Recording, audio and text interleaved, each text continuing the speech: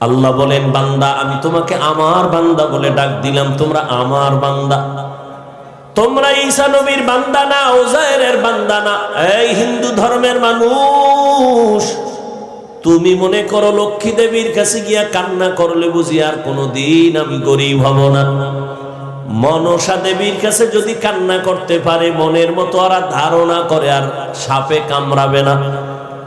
শীতলা দেবীর কাছে গিয়া যদি মনের মতো কান্না করতে পারে, ধারণা করে ওদের আর কলেরায় ধরবে না। আল্লাহ কয়, সব কিছু দেওয়ার মালিক আমি আল্লাহ, তোদের একমাত্র মাবুদ, তোরা আমারই বান্দা। অতএব তোরা যেদিকে যাইতেছ ওটা ভুল, আয় আমার রহমতের দরজায় ফিরিয়া আয়। আমি আল্লাহ তোদের আমার বান্দা কেন বলছি, তার আর একটা কারণ হলো, আমি তোদের এত মায়া করে বানাইছি, এমন মায়া করে আর কোন প্রাণী আমি বানাই নাই। আমি আসমান বানাইছি, জমিন বানাইছি, আমার আসমান আমার সূর্য সব বানাইছে কে? আল্লাহ জমিন বানায় কয় না এটা আমার জমিন, আল্লাহ আসমান বানায় বলে নাই আমার আসমান। সূর্য বানাইছেন আল্লাহ, কিন্তু একবারও বলে নাই আমার সূর্য। বান্দাটারে বানায় কেন কয় আমার বান্দা? এর একমাত্র কারণ আমি একটা উদাহরণে ভাবে দেই।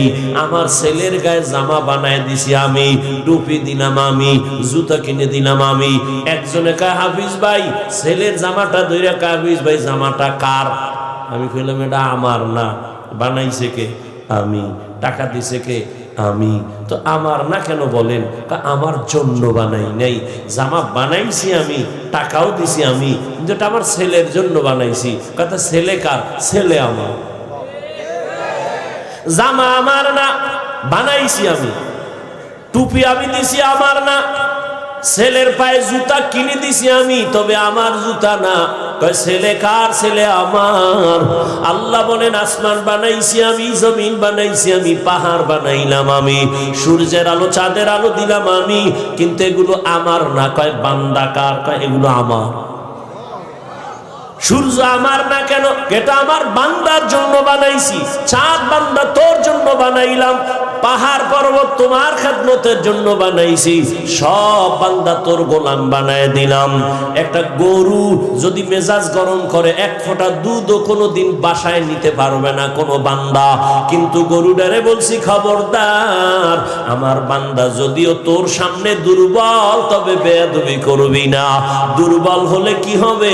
সম্মান আমার কাছে তোর থেকে বেশি।